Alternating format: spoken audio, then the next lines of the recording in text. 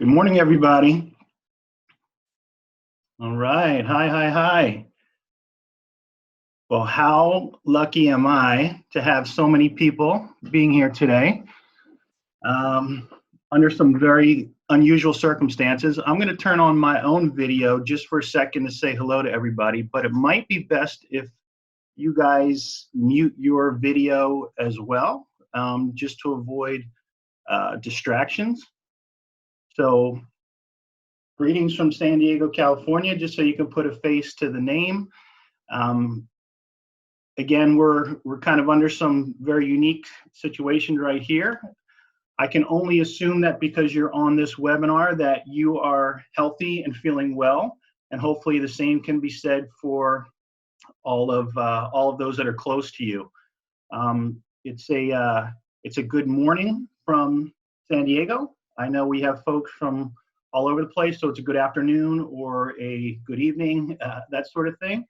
But I wanted to make sure that you guys kind of know what the game plan is. We're roughly going to go 45 minutes. I'm going to leave some time at the end. So if you're planning what's going on for the rest of your day, we want to make sure that you can do what you need to do in that respect. I personally am very fortunate that family's all healthy. I'm healthy. We're doing okay. Here in San Diego, there's not a lot of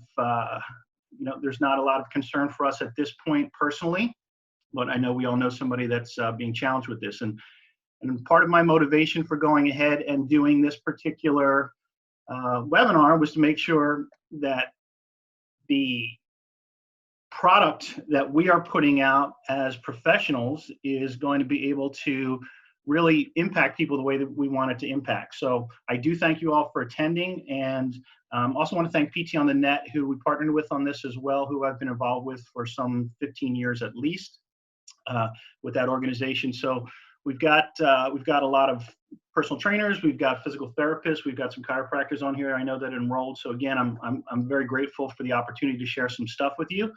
And all questions in the chat will be enabled at the end, so you get a chance to ask some questions if you have them. So what I also want to do is make sure that like I said, I'm gonna take myself off video because I don't think it's necessary. You guys to see me throughout this could be a little bit distracting as well. But one of the things that I like to share with everybody is that as I present at any time, part of what I'm doing is I am coming through my lens, and anybody that kind of teaches or speaks without acknowledging that they're bringing their own personal biases is probably hiding from you a bit of a disservice. So for almost 30 years, I've had this company, Function First, where I've worked with people with chronic pain through corrective exercise. No hands-on. I'm not a physical therapist. My background is in graduate degree in biomechanics, and I've actually worked with people from around the world, and using actually this kind of medium, and going all the way back to, believe it or not, the VHS days, where people would actually film themselves, put it on the camera, put it on the VHS, and send it to us. The other thing is we have a curriculum called the Pain-Free Movement Specialist, which is a way that we are now helping provide other movement professionals a way to kind of implement what we do. And then I also have a product, a reactive platform called the Cortex, which is a patented exercise piece of equipment that tilts, translates, and rotates, and it's very unique in that aspect. So when I speak, realize that very often that's the lens I'm bringing, intentionally or unintentionally. So I just want to make sure that that you're aware of that. Also, just really quick, this is the only commercial, I promise, is that we have put together a new resource called Function First Edit, and everybody on this call is welcome to a complimentary 24-hour pass to kind of no credit card required, anything like that. It's also very unique in the way that we've kind of designed it around the biopsychosocial model, coaching, and any challenges you might have programming, working with people with special needs is part of what our goal was with this particular platform. So without further ado, you've probably all recognized, as did I, the immediate bombardment of movement professionals, fitness professionals going online, physical therapists going into telemedicine when all this hit, right? And for many people, it was a completely new concept, way outside of maybe our comfort level because of what we're used to doing and how we're used to working with people. And as a note from the business side of things, one of the things that we do as fitness and health professionals is we try to encourage positive behavioral change in people. And I think what is going to happen is that you're going to see, even once all of this settles down, is you're going to see more and more clients get really comfortable with the idea of working online, and not necessarily, they're going to say, hey, for these last 30, 60, 90 days, hopefully not more than that, I've been working with you online. I really don't feel the need to come in. I'm getting the results I want. So the skill set that you'll be able to develop working with people online is probably not just something that's short term.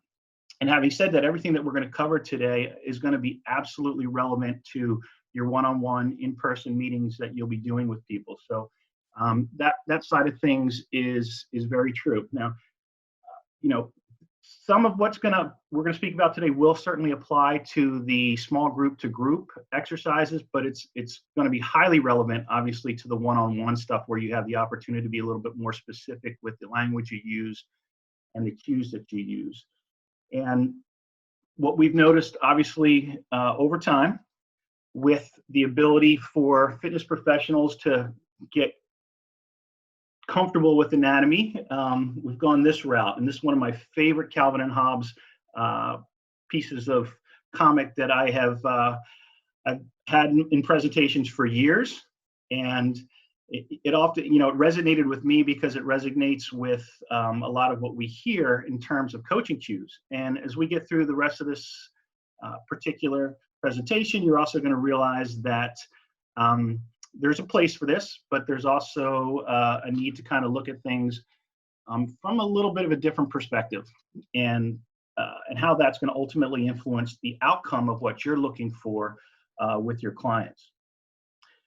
If you've seen some of my presentations before, I'm a fan of this little model that I put together called the movement triad. And essentially what that refers to is that any movement, whether it's some super ballistic plyometric exercise or it's diaphragmatic breathing with somebody lying on the floor in a relaxed position, it's always going to have a biomechanical, neurological, and physiological component, always.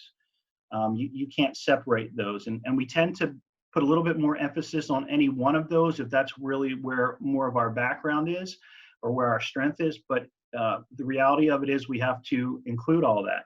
And obviously what I've become acutely more aware of over the years, especially working with the chronic pain population, is the psychology, and in the psychology, you can think of that also just in terms of the mindset, perhaps the readiness of the individual that you're working with, what their beliefs or attitudes are about what's happening, what kind of stressors they're bringing to the session. All those kind of things play a big role in it as well. So acknowledging these situations and again, the uniqueness of what each session will bring, not just each client, but each session with each client or patient will certainly be very relevant. Ultimately, how receptive they are to the information that you're providing or what you're looking to basically elicit from them from a movement standpoint. So let's keep in mind that unique characteristic of everybody. So do what?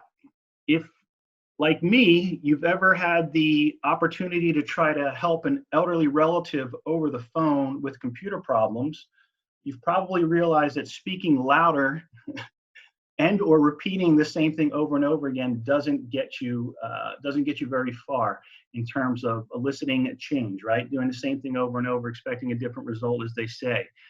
But what we want to be sure of is, again, the type of words that we're using, which we're going to get into, how we're approaching it, the reference points, the relevance to that individual is going to make a big difference as well. So one of the first things that we need to do when we're working with somebody and expecting a result that we want is we have to get their attention. And one of the ways that we get their attention is with the cues that we use being relevant to what that person's needs are. Okay? And that could be physical needs, for example, in the rehabilitation side, but it could also be something that's relevant to them culturally or through their family. or through what they enjoy recreationally. But if we can make that connection, that gets their attention, that provides relevance to what we're looking to elicit from them, again, from a movement standpoint. And if we're able to do that, that opens up the door and the receptiveness of them to be able to move forward with what we're looking to do. So many of you have heard, and you've probably heard it from your clients, and you may have even used it to reference yourself that, oh, I'm a visual learner, I'm an auditory learner, I'm a kinesthetic learner. And in reality, specifically in the movement world, we're basically all three, right? And they can be weighed slightly different, but there's applications of all three of these learning styles, and these particular learning styles will have an emphasis. So at the end of the day, somebody cannot learn how to do something that's movement related, a golf swing, a lunge, an overhead serve in tennis, without physically experiencing what they're doing. So that's the kinesthetic side.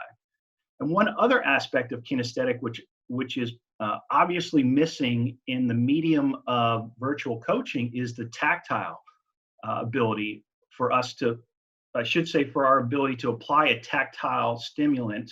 So if we're touching somebody on their lower back, or if we're giving them some kind of cues that involve them feeling what we're asking them to do, obviously in a very professional manner, but in such a way that they're able to elicit so for example, at times I would put my hand between somebody's shoulder blades if I wanted to bring their awareness to that part of their body, if they had poor kinesthetic awareness, that sort of thing. So everybody has a preference, but at the end of the day, whether they realize it or not, their learning is going to be a combination of all these different cues. And at this point, with what we would be doing virtually with clients, the emphasis is going to be on both the visual and the auditory. And today we're also going to be putting quite an emphasis on the auditory side of things, because we also are going to have limitations on what we can do visually based on our space, based on the two-dimensionality of the computer screen and that sort of stuff. So we want to take advantage of what we can do on the cueing side of things. Just to provide a little bit of context to that, we often hear the terms motor control and motor learning used interchangeably, which is not actually accurate. Motor control has to take place before motor learning can take place.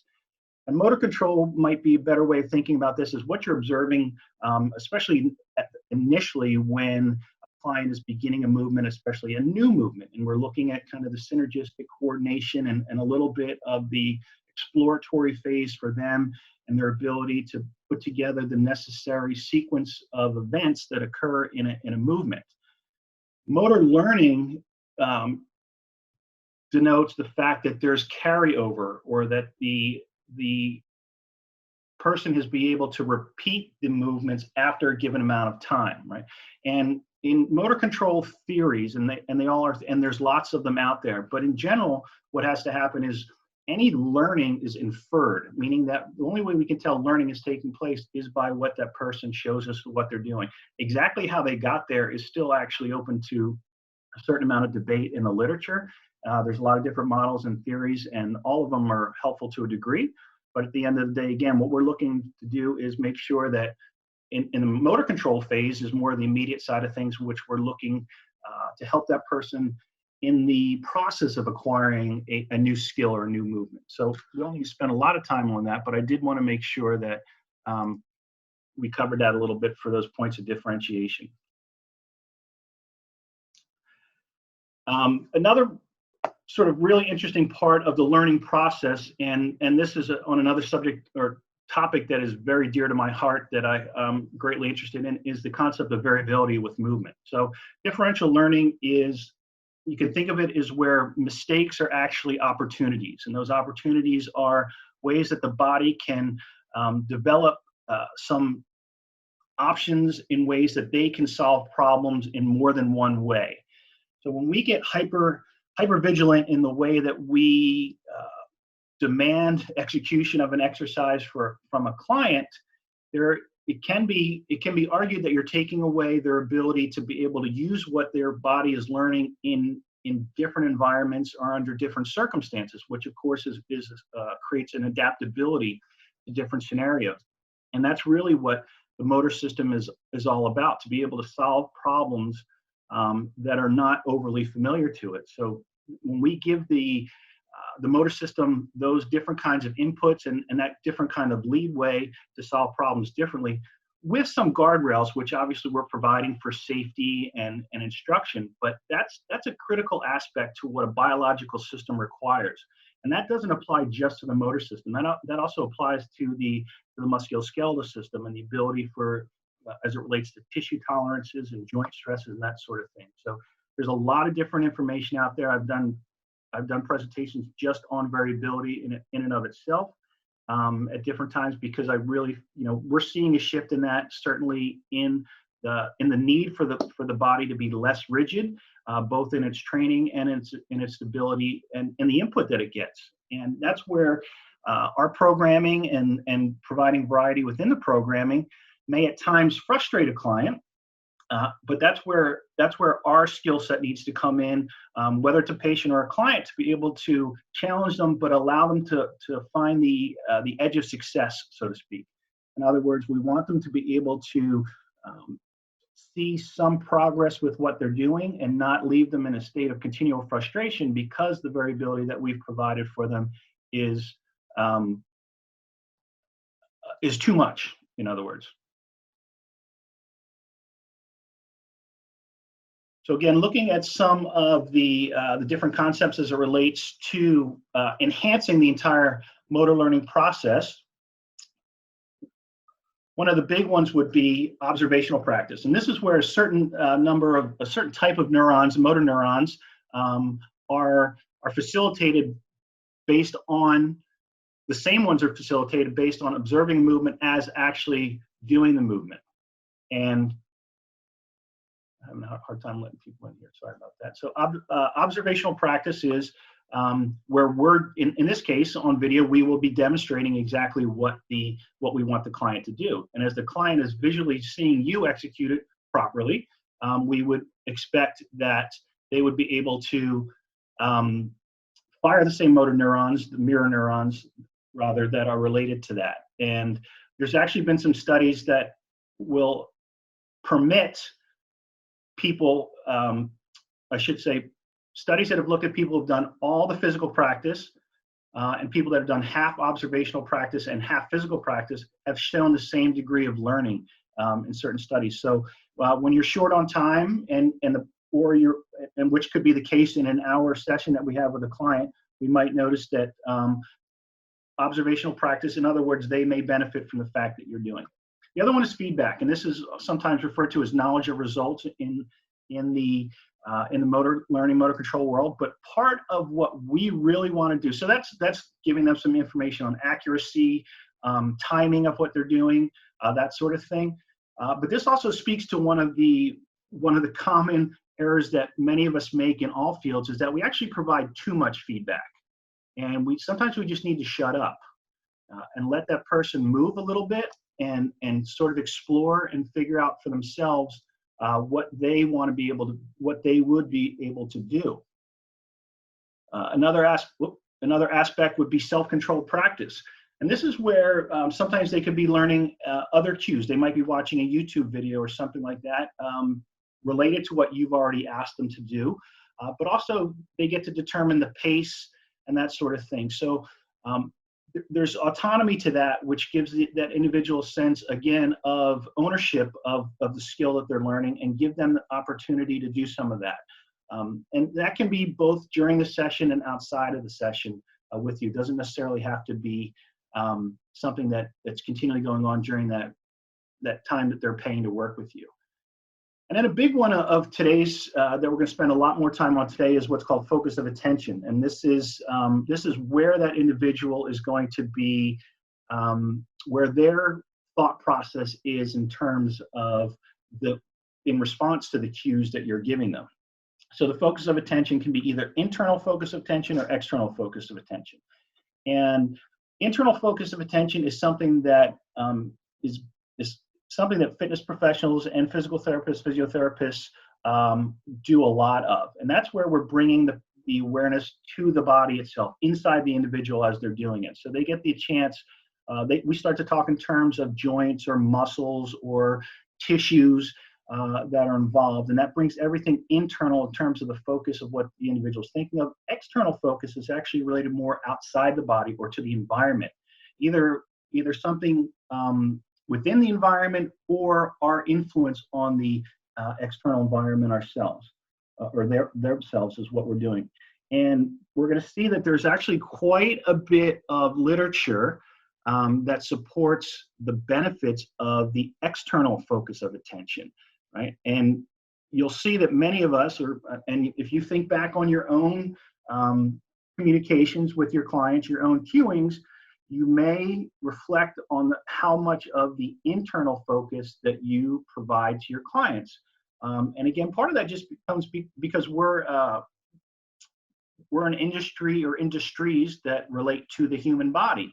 So, and the way that we learn initially is we learn through the anatomy. So our ability to communicate often references the anatomy, but what we're starting to see is that's probably not optimal.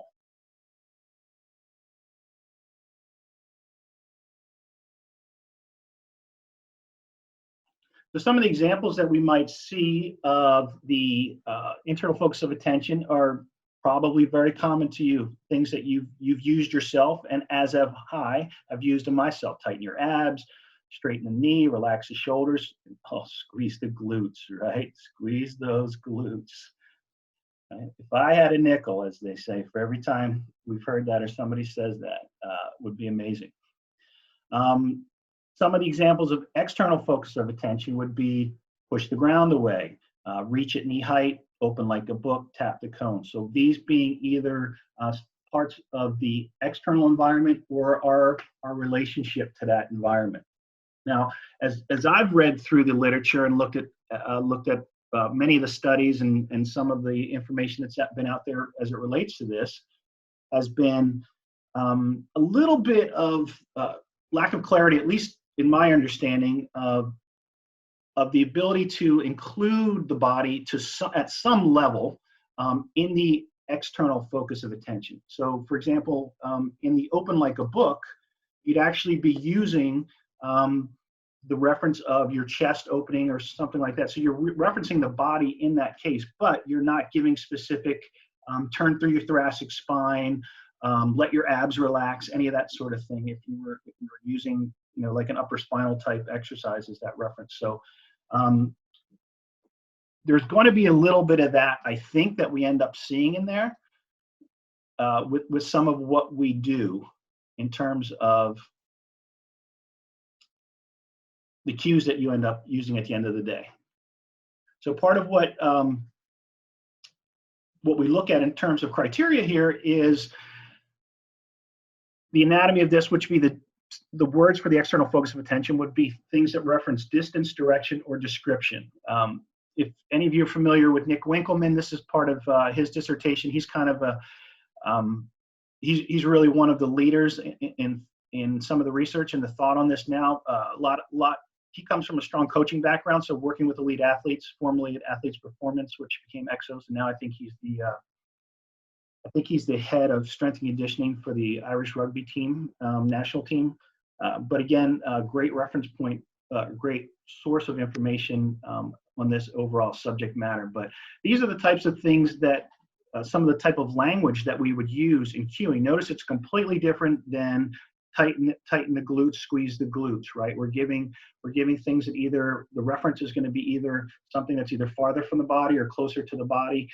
It's up or down or towards or away, and we're using certain words that might be a push or a explode or something like that. And then metaphors could be, if you were talking to me and you wanted to have some kind of relevance to me, the metaphor would be, if I was holding a dumbbell vertically, you would tell me that was a tall glass of freshly poured Guinness.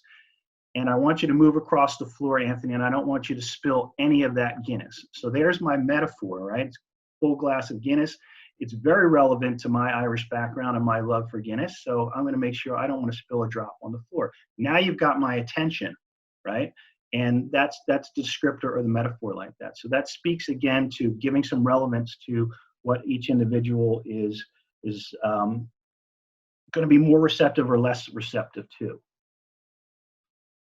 I'm going to just share with you a couple studies here and where they saw the value of the external focus of attention. In this particular study, there was a single leg hopping test, and internal external cues were compared to one another. One was hop on, stay within the target. The other one was push through your big toe over the target. And what was important about this study is it looked at a lot more aspects or integrated parts of the anatomy and the motor system as they responded to this. And this particular study also spoke to the value, again, of variability. So when we used the cue of the target, what ended up happening is overall there was improvement in the accuracy, but also think about this for a second, there was an improvement in their accuracy, but there was greater variability in how they achieved that accuracy. And this is common in the literature in terms of highly skilled people, in that the net result, whether that's where the dart lands, whether that's where the bullet hit the target, whether that's where the basketball was shot, they will show greater degrees of variability throughout the system, but the net results, in other words, the accuracy of the movement, is improved. And we see that very often. So in this particular case, they looked at a lot of different things, not just joint angles, but they also looked at how quickly they transferred from the ground up, doing things on force plates. So they did kinematics and kinetics at the same time.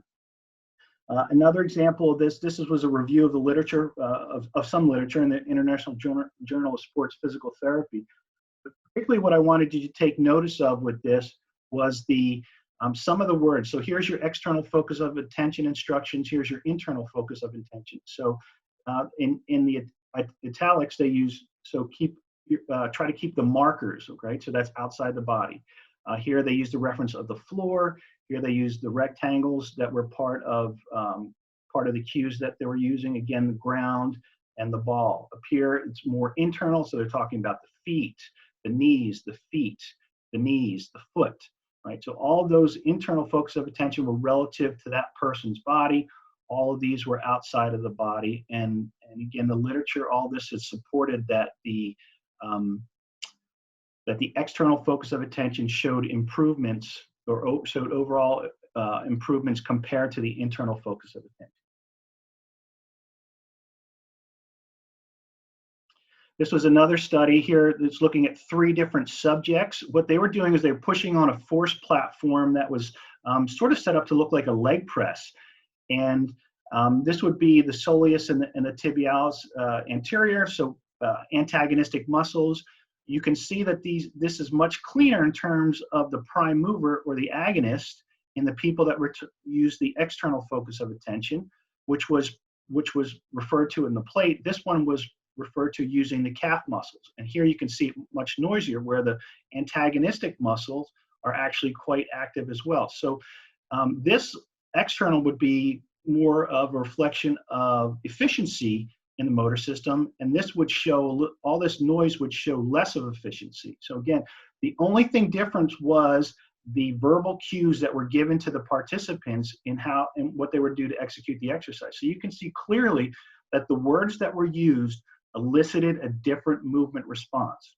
So this would be somebody that would look like some over co-contractions in certain movements we might see if we were to extrapolate that into a fitness movement, which would then be inefficient, actually higher energy cost, that sort of thing. So again, purely based on the verbiage that was used with the individual was how the movement was determined to be either more efficient or less efficient. Now, having said that, especially for those of us that work on the corrective exercise or the physical therapists and chiropractors who are doing a little bit more therapeutic and at times remedial exercises, initially because of the state, the psychology, but also because of the physical capacity of the individuals that we're working with. This particular study, really interesting, was they wanted to look at how well the excitability within the brain of the motor cortex responded based on doing an isometric type exercise. So this particular study wasn't designed around the internal external focus of attention, but when you read the study, you could see that everything that they did was actually geared towards an internal focus of attention because of what they were basically trying to isolate the glutes. So the pretest was a glute bridge. Then they did a very specific exercise that was not the glute bridge, but was related to isolating the glute for 6 days. And again, making sure that the individual was aware of what they were doing, that they were using the glute, and asked if they could feel it in the glute, et cetera. So the excitability of the response from the glute to the motor cortex and the brain became more efficient again, faster synapse times, the ability for the individual to create this peak that's related to the contraction was much steeper, therefore much better. So what does that mean? That means that there could be an argument at certain times for, especially in the rehab side of things, or in working with people in chronic pain that have a low level of proprioceptive awareness of certain muscle groups, or poor kinesthetic awareness based on lack of use over time, that they will benefit from doing some internal focus stuff. And this helps them with that awareness. And so we can see that there's a correlation to the ability to use a particular muscle group. And the authors went on to say that this could have advantages moving into more dynamic or more integrated or more functional movements as we prep the system with this sort of thing. So this is something that we've done for a long time, just in terms of how we sequence exercises for that purpose. So we might actually do this to create an increase in excitation of the motor unit pool at the early part of the program, and within the session, we start to ramp it up, or what we describe as ascending that program during the course of the session. So looking at sort of the comparison now of the two, we've got to understand that there's what can be considered a functional continuum, meaning that function is specific to the individual. Function needs to be taken in context based on not just the motion, but where that person is in the recovery process, or in their level of fitness, their level of confidence, all those sorts of things. So there may be a need where somebody that's doing a little bit more remedial stuff, post-rehab or rehab, corrective chronic pain, et cetera, where the cues are going to be slightly different. And that's where I'm going to speak anecdotally and from my experiences, that there tends to be a bit of an overlap and gray area. And as we move farther along that continuum towards the young lady on the right doing the plyo jumps, that's where you're really going to make sure that a great deal of your cueing is probably going to be on the external focus of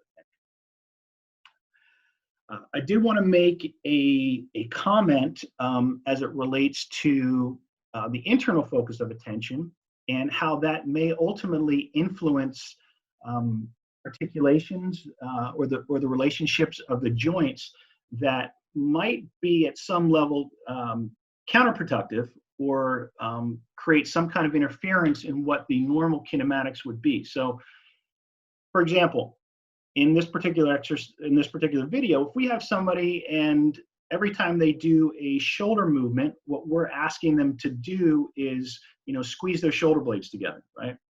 And what is supposed to happen is there is supposed to be some upward rotation of the scapula, and we get scapulohumeral rhythm with that type of motion. So initially, we may see value in the request to increase the proprioceptive awareness, help them with sort of the sense of shoulder positioning, change the position of the glenoid as they raise the arm. But we also have to be aware of, well, that's actually not how the body would do it reflexively or subcortically if we were just raising the arm, right? And it can be argued that the way the person's always been doing it is what's got them in trouble in the first place. But it can also be argued the fact that if we're artificially inducing, some kind of overcontraction of certain muscles at the same time, that we're now messing with what the motor system would find most efficient. So again, there's probably a time and a place that we could do some of that, but we want to be careful that that's not the ongoing strategy that we're implementing with an individual. Another aspect, because think not just concentric, but also eccentrically what's going on. If we go back to the glute example, if an individual, and we hear this again, right, this is part of what I was smiling at earlier, if we're telling our clients to squeeze their glutes 24/7, right, or through every exercise or movement that we're asking them to do, that changes the articulation of where the femoral head sits in the acetabulum, right? So the overall motion of that also changes the dynamics of what's going on inside there. So we want to be aware that there's a process of where we're trying to create an awareness, a kinesthetic awareness, proprioceptive awareness of what an individual is experiencing, influence the movement to a degree, but we can sort of go a little too far in one direction where we're going to actually create an artificial motion with the conscious or cognitive internal focus of attention with what the individual is doing. So if this same person is going through kind of a warm-up, an activation, whatever you like to call it, exercise, that might be one time to do it. Now, if that person is doing the same thing every time they raise their arm with load or with volume, it may be counterproductive to what the motor system is trying to do from an overall efficiency standpoint.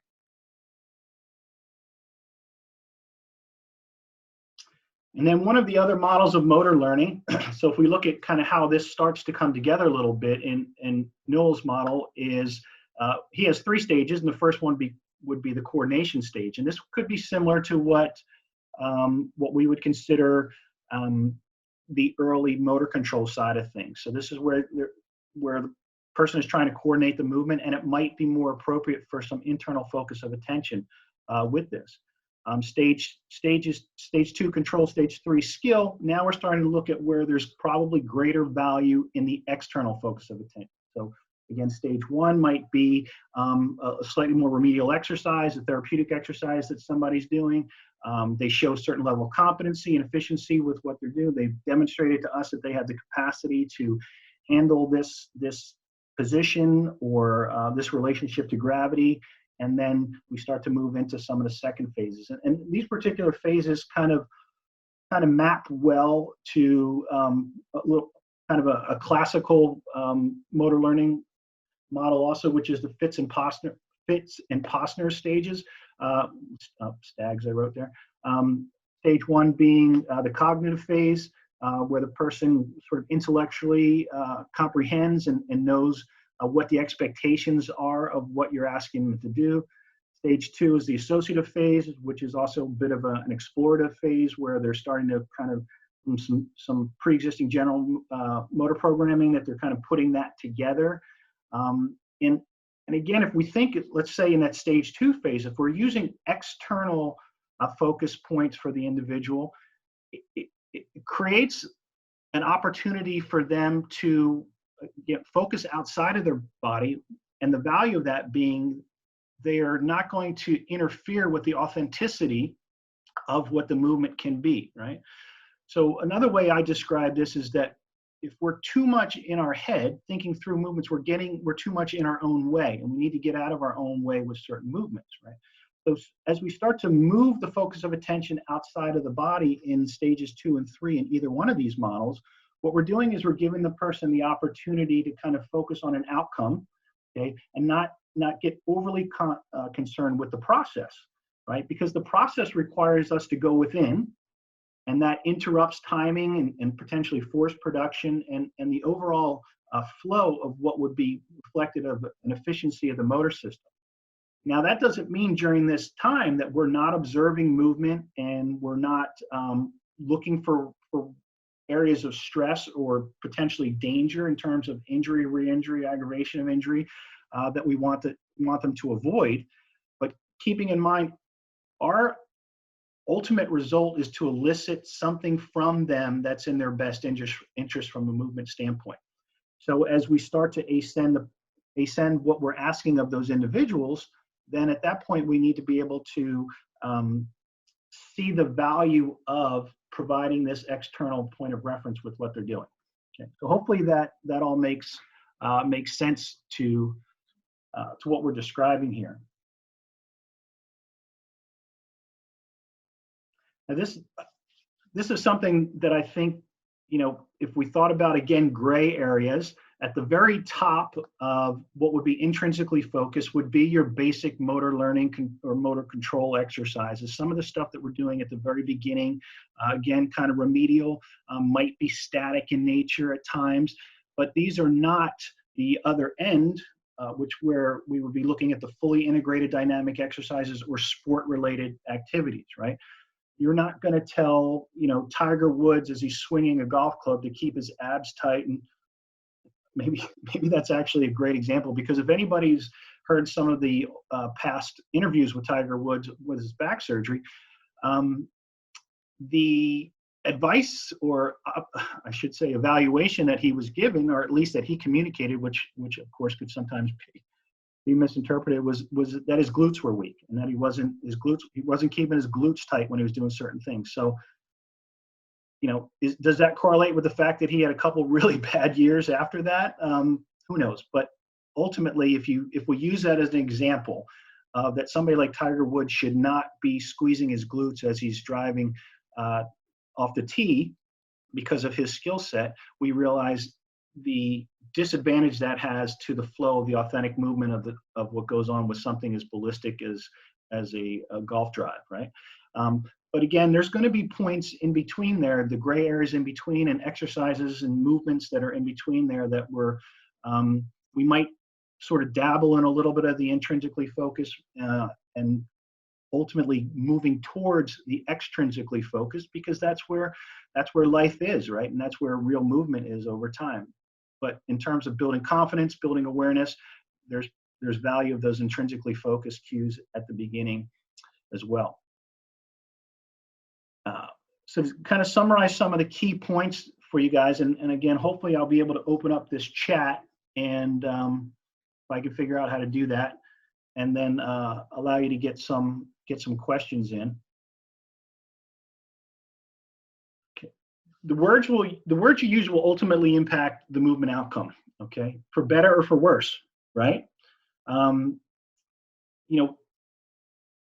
It's a worthy exercise on our part to reflect on the type of language and the type of words we're using, and especially because there may be a great deal of your individual sessions where you're sitting the way you are right now, watching a monitor where somebody else is doing something, and you do not have you don't have that advantage or that luxury of really demonstrating side by side the way you did when you were working with them in person, right? And as I mentioned at the beginning, I have a sense that there's going to be some carryover on this when all this is over, that certain percentage of people are going to really be comfortable with this process and want to do more online training. So the better you get at this skill set, and your ability to cue and elicit the response that you want from people, I think is in your advantage from a business standpoint as well.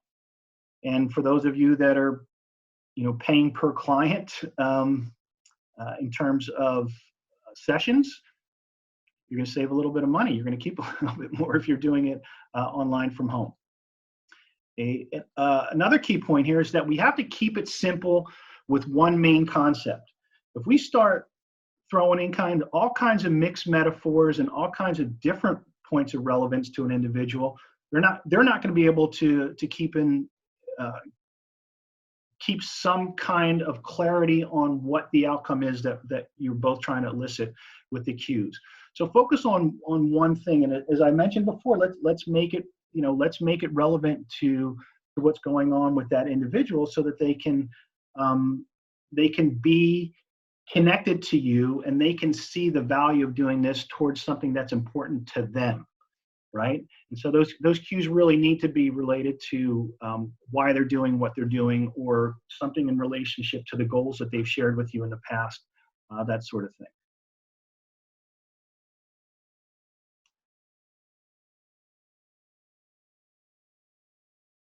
Whoop, sorry about that.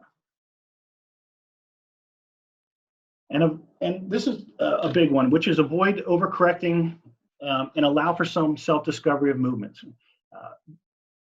We as fitness professionals, and the same with physical therapists, is we often want to make sure that we can let everybody in the room know how smart we are. And we tend to spend too much time as if we feel like and I'm speaking for myself here, but that we might not be giving as much value as we could be giving if we're not talking the whole time and offering coaching cues. And I've had to learn to be able to just keep my mouth shut at times, be engaged, let that person know I'm engaged. Much easier to do in person than it is over video. But know that that awkward silence while you're working with somebody via video is of value, because you're giving them a chance to create solutions on their own, right? And keep in mind that also that anytime that you're introducing cues or instructions or suggestions while they're executing a movement is also dual tasking for them, right? Meaning that they have so not only are they trying to accomplish something with a movement, they're also trying to process what you're saying. There's only a certain amount of capacity that individuals have. So, and obviously this becomes a little bit more sensitive with seniors and people that might have some kind of learning disabilities at the same time. So sometimes silence after we've provided the relevant cues could be one of the best ways that we can really serve our client in that point. And then we go back to providing them with some feedback, right? We give them the knowledge of results and let them know where they were successful, and keep them encouraged that way. So as you move through that process, you're in a unique situation these days. We're in a unique situation these days where we don't have the opportunity to high five that person afterwards and give them that physical affirmation or the demonstrations as easily as we would in person. And, heightening your own personal awareness of the words that you're using and the language that you're using, and realizing that language or those words ultimately do influence the outcome of the movement that you're going to see can be very empowering for us. But for many of us, it's also going to require us to break some old habits, right? And kind of think about what's coming out of our mouths a little bit differently and dial back on the amount of information that we're continually providing at the same time, so that individual has the opportunity to learn and for self-discovery. So I'm going to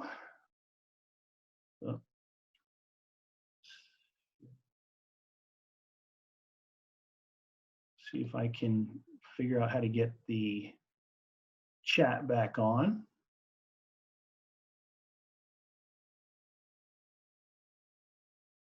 And stop my screen share. So if anybody has any particular questions, I'm happy to see if they will come through in the chat. I probably won't have an opportunity to answer them all.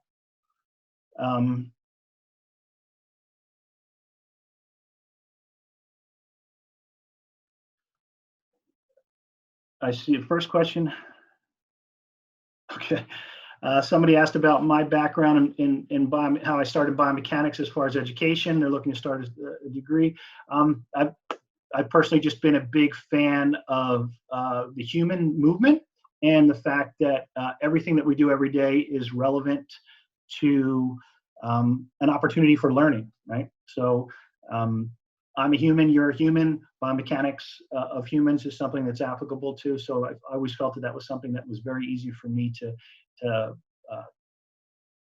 stay engaged with and keep my attention around in that respect. All these folks on here, we're not getting a lot of questions. Either that or I have no control over what's coming through. The talk has been recorded. What we're going to do is we are going to put it up on the functionfirsted.com site. There's also the opportunity for you to get the PDF of this if you're interested. You'll email Caroline, Karoline, at functionfirst.com, and we can get you one.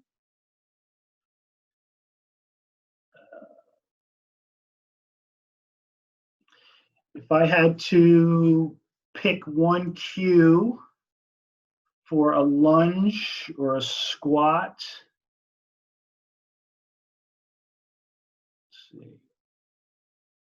If I had to pick one cue for a squat, lunge, push-up, what would it be? Again, borrowing from Nick a little bit on this, one of the most successful cues can be in terms of, depending on what aspect of the exercise would be pushing the ground away, right?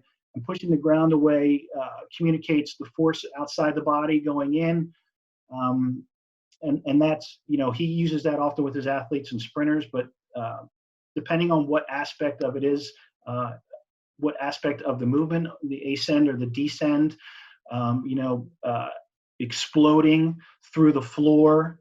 And actually that brings up a good point. Certain words, if you use exploding versus push, it's going to communicate a different acceleration, isn't it?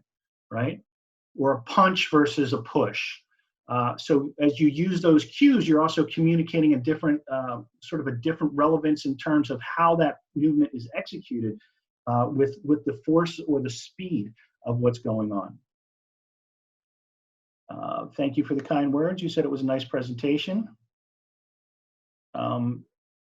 Somebody asked about somebody's offering Facebook Live workouts and not familiar. So one of the reasons why I did this presentation is because actually I was overloaded with an abundance of people coming and organizations with ways to get online. So Zoom is one way that you can offer it. Skype is another way that you can offer it. Club Industry, URSA, ACE have all done information on different ways, different platforms and ways from the technical side of doing things. The emphasis on this one was really to help you guys once you were in it or almost thrown into it, if the cueing in this medium would be of advantages to you. The address again for the PDF would be Caroline, K-A-R-O-L-I-N-E @functionfirst.com. Oh, my fellow Irish person, thank you for the comment. Never spill the Guinness. That's right. That's like a mortal sin. Did I miss any here? So for those of you, I know quite a few people ended up coming in a little bit late. There will be a full recording of this, and we will make sure that the link goes out to you afterwards. Thank you guys for attending when discussing move music. Here's from my friend in Lebanon. His question: when discussing the movement cues as they pertain to the movement variability, you are discussing a proper range of movement variability instead of one point, for example, in the squat movement pattern. Yes. So there's no such thing as a perfect squat. There's variability in our each of our own mechanical structures. There's differences in the way each one of us would execute 10 different squats. There would be variability in that. So it's not a perfect movement, but there are, as I use the metaphor, guardrails that we put on there. And one of the things that we're looking for in terms of variability is, yes, efficiency, yes, the person solving that problem, but at the same time, are we keeping them in a zone or a range where they're not going to be adding excessive mechanical stress that maybe initially doesn't provoke any kind of symptoms, but over time could be counterproductive. So you could say everybody's knee joint's a little bit different, but everybody's knee joint essentially does flexion extension with a little bit of rotation and a little bit of abduction induction. So if there's too much of one of those things, what's too much is ultimately a question, obviously, that we have to kind of answer to a degree based on the biomechanical literature, but also with the unique characteristics of the individual. So again, big fan of the whole idea of variability to each person. And what that also means to us, for those of us that have been taught that there's a perfect way to do things, we know that there's some opportunities in there. And that gets a little bit more narrow when we start to add heavier loads or heavier volume. But if we're assessing movement, for example, in some people, we realize that there can be a little bit more there. Just the stakes become higher when we've added a great deal of load to what we're looking at. one question was, can I recommend any books, articles, literature you recommend for this particular topic? As it relates to cueing, again, I'll reference my friend Nick Winkleman. Nick actually has published a book on coaching, and a big part of this is the cues that he uses.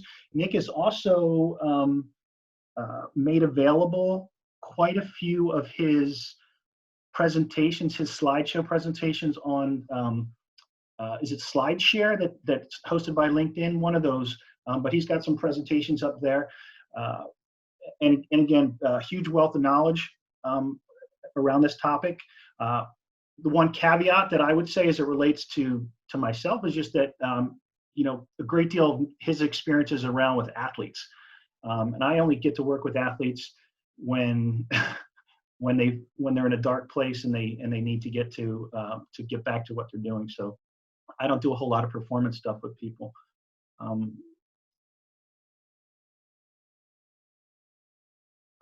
What method of payment is being used for virtual queues? I'm not sure I understand that question. Caroline is with a K, not a C. And I think, guys, that, hold on. I do have one more question I'd like to answer for you. Just want to digest. It was more efficient to use internal focus of attention with beginners, where those with experience saw success at the FA, or would you say that the main centered around exploring options? So the question, I'm going to read the question, and I'll wrap it up after this one to be respectful of everybody's time. It was just to want to digest the studies was coming from Olivia. Hi, Olivia. Just wanted to digest the studies. It was more efficient to use internal focus of attention with beginners, whereas those with experience saw success with external focus of attention. Or would you say that the main idea is centered around exploring options with different clients? That's a really good question, which would help kind of summarize everything that we're doing here. Internal focus of attention is not necessarily beginners. It's more of a, let's consider it a beginner type or more remedial exercise. So things that are not highly dynamic, multi-segmental, meaning a lot of joints going at the same time and or multi-directional, so three-dimensional movements at the same time, would potentially do better with the internal focus of attention. So when you think of some of the more restorative yoga poses, when you think of some of the early, kind of the more remedial corrective exercises that we do, even if I'm working with a person for the very first time and that they've had, and they're somebody with chronic pain, and we're moving them through our ascending process that we do with the exercises, is the first couple of exercises, there could be an emphasis on the internal focus of attention. But as we've ascended the program so that when they leave our door, they're doing something that's more integrated and dynamic, those exercises on what we would consider later the subroutines, the later subroutines, would be done using the external focus of attention. So that person still could be, quote unquote, an exercise beginner, but what I'm asking of them is more integrated and more dynamic. So at that point, they're going to use the external focus of attention with versus the internal, because we want the authenticity of the movement. We want to, again, allow the motor system to kind of operate in a way that we're not interfering with it because there's so much going on. And there's a whole lot of additional questions that came in.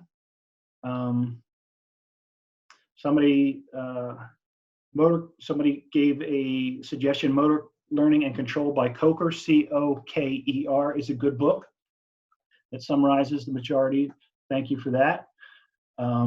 Schmid is just from an overall motor control, Schmid, who was I think he was, I don't know if he still is, at UCLA, has published a lot of textbooks on the motor control, which would be broader than this topic, but that would be another one.